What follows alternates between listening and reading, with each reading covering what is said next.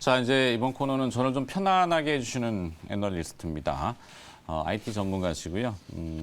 미리 보는 CES 2022 이런 주제로 이야기 좀 나눠볼까 합니다. 카카오페이 증권 리서치 센터 IT 스몰캡 이승철 애널리스트 나와 있습니다. 어서 오십시오. 예, 안녕하세요.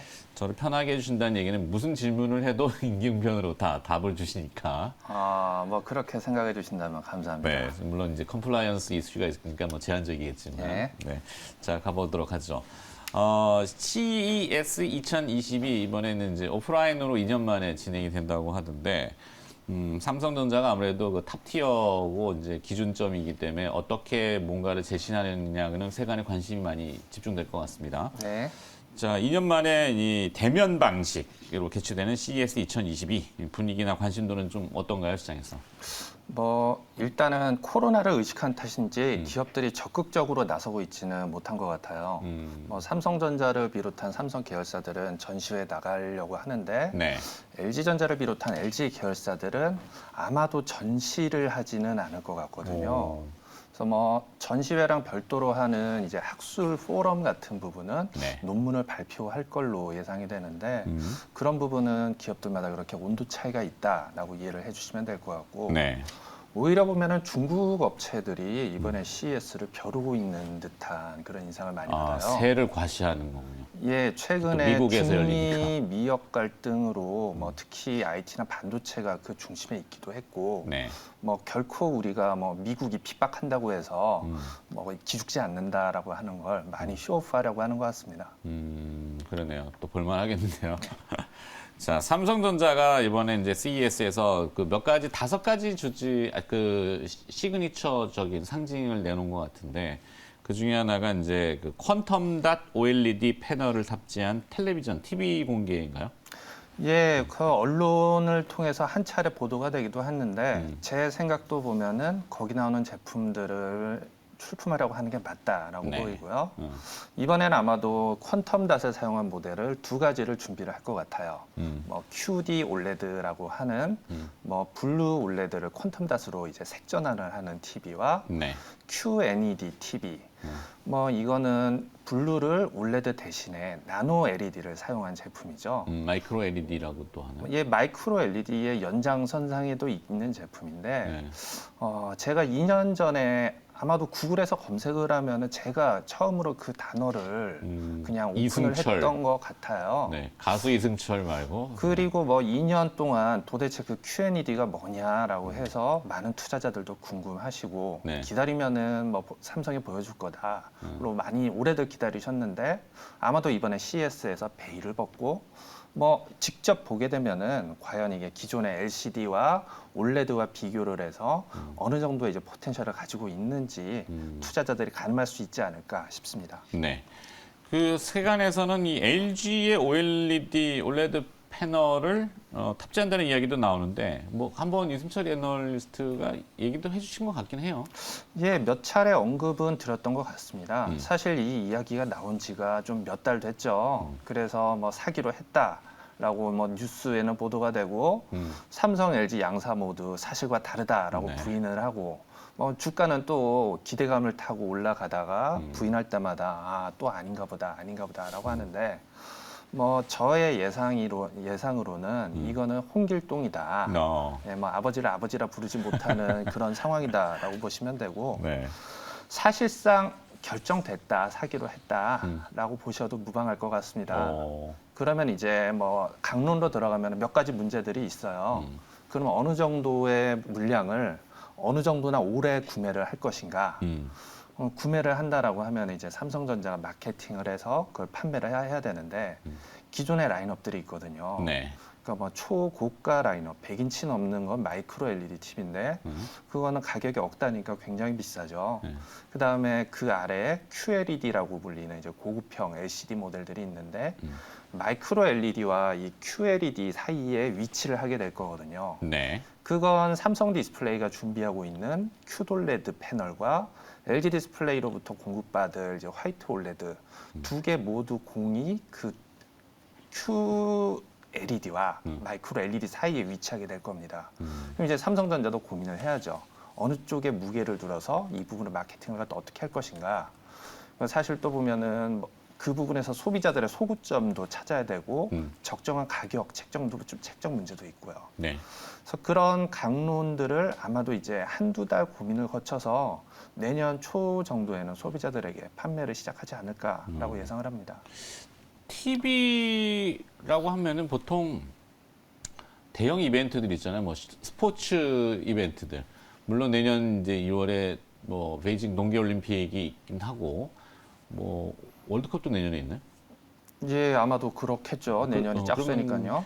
교체 수요들이 있고, 근데 물론 요즘 그 이 바이러스 때문에 사실 항상 얘기하자면 집에 머무는 시간이 많다 보니까 TV도 이제 대형화를 원하는 화면이 커지는 뭐 그런 게 있잖아요. 사람들이 예.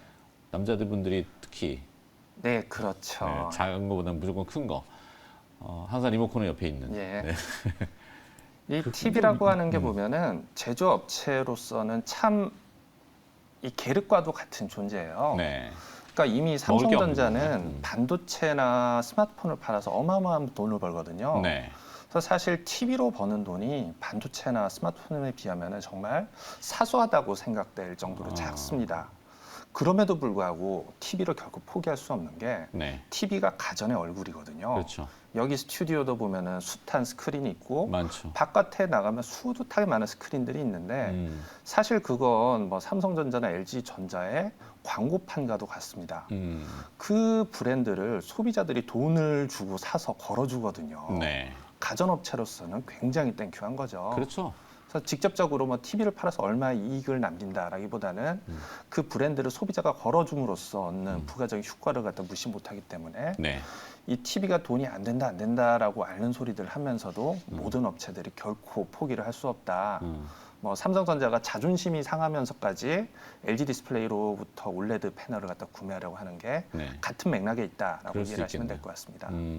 뭐 OTT라고 하는 요즘 또 이 워낙 컨텐츠를 공급하는 형태들도 많이 등장하다 보니까 텔레비전에 대한 시각이 좀 더 달라진 것 같고 사실 뭐 우리 애플이라는 거대 기업과 뭐 테슬라라는 기업을 얘기할 때 항상 그들이 깔고 있는 복선은 이 물건을 많이 팔고 디바이스 그 디바이스 안에서 뭔가 할 수 있는 것들을 창조하잖아요. 컨텐츠 예, 같은 것들. 그렇죠. 네. 그러면 텔레비전도 사실 뭐 각 가정에 거의 뭐 한 대는 다 있는 거고 그럼 저기다가 뭘 이렇게 할 수 있는 게 창의적으로 그러니까 그 컨텐츠 프로바이더의 패권 자체가 수년간 상당히 많이 변했죠. 예전에는 뭐 공중파라든가 케이블 TV에 많이 의존했다면은 네.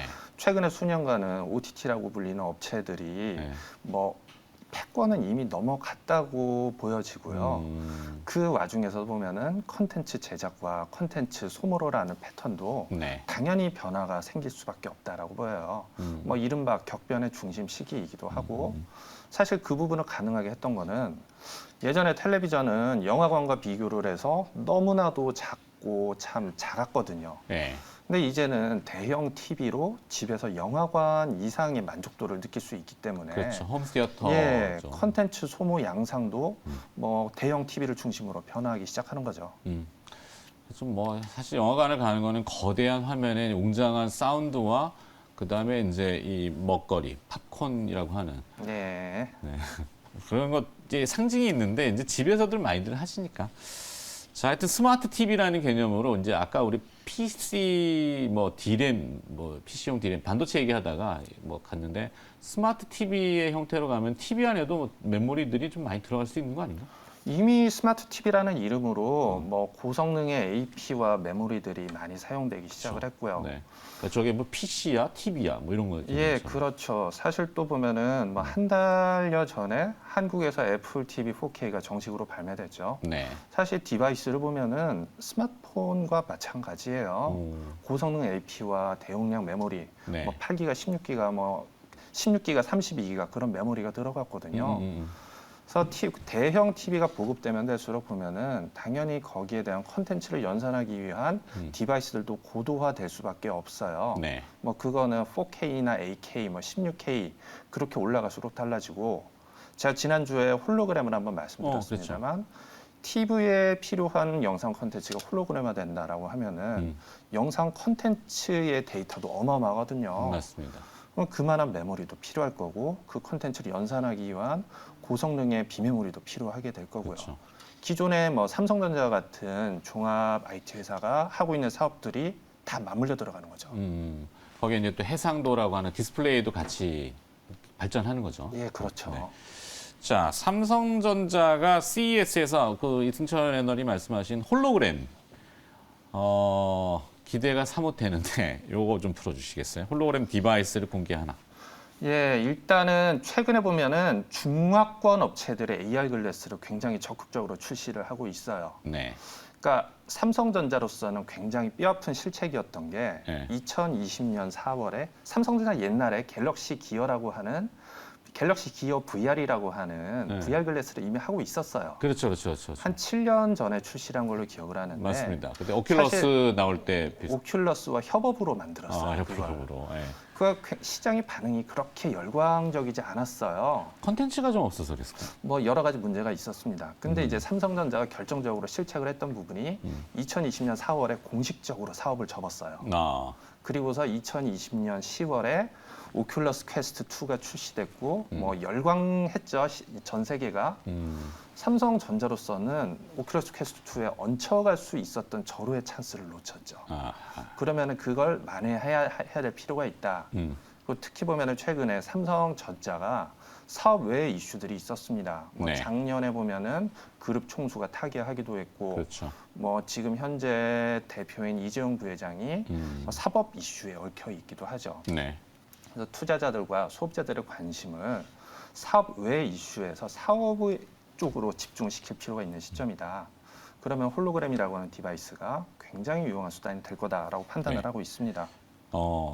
시청하시는 분들이 쭉 얘기는 좋은데 기업이 그래서 뭐야라고 지금 아까 여기 4번 예. 질문에 사실 그 홀로그램 조 이슈하고도 연관된 기업인 것 같긴 한데 일단은 지난주에도 간략하게 말씀드렸지만 코어 D 기술은 보면은 미국의 디질렌즈라고 하는 디질렌즈. 회사입니다. 네. 거기에 삼성전자하고 예. 삼성전기가 지분을 투자했죠. 삼성전자고 삼성전기가 지분 투자를 했고요. 디질렌즈의 지분 투자를 결정을 했던 CEO인 당시로서는 삼성전기 경계연 사장께서 이번에 삼성전자로 옮기셨죠. 이 반도체 전제를 부품 사업을 총괄하는 네. CEO로. 네. 사실 삼성전자의 부품을 총괄하는 CEO는 항상 내부 승진을 했지 계열사 사장이 그렇게 영전하는 경우가 없었거든요. 그래서 저는 이 부분이 무언가 범상치 않다. 시그널이 삼성전기가 틀림없이 메타버스에 디질렌즈와 관련한 무언가를 메타버스. 굉장히 준비를 하고 있고 아마도 그거는 내년 이후로 뭐 투자자들과 소비자들에게 공개가 되겠죠. 그러네요. 그 부분. 그다음에 이 디질렌즈라고 하는 게 웨이브 가이드라고 하는 기술이고 그 광원으로서 레이저를 쓰거든요. 네. 그래서 레이저 소스 회사 QSI라는 QSI. 회사를 소개를 드린 바 있어요. 맞습니다. 하시고 나서 주가가 또 뭐 너무 급등해가지고 좀 그렇게 했는데. 예, 사실 보면은 뭐 밸류에이션으로 논하자라고 하면은 많은 투자자들이 부담스러워하시는데 공교롭게도 그 회사가 원래 썩 그렇게 이익이 나던 회사가 아니었는데 올해 하반기부터 이익이 나기 시작했습니다. 네. 그 이익이 나는 거는 물론 홀로그램 때문은 아닙니다. 그 회사의 뭐 레이저 다이오드가 기존의 통신용이라고 하든가 아니면 라이다라든가 요새 최근 보면은 뭐 로봇 관련주들이 뜨고 있는데 그렇죠.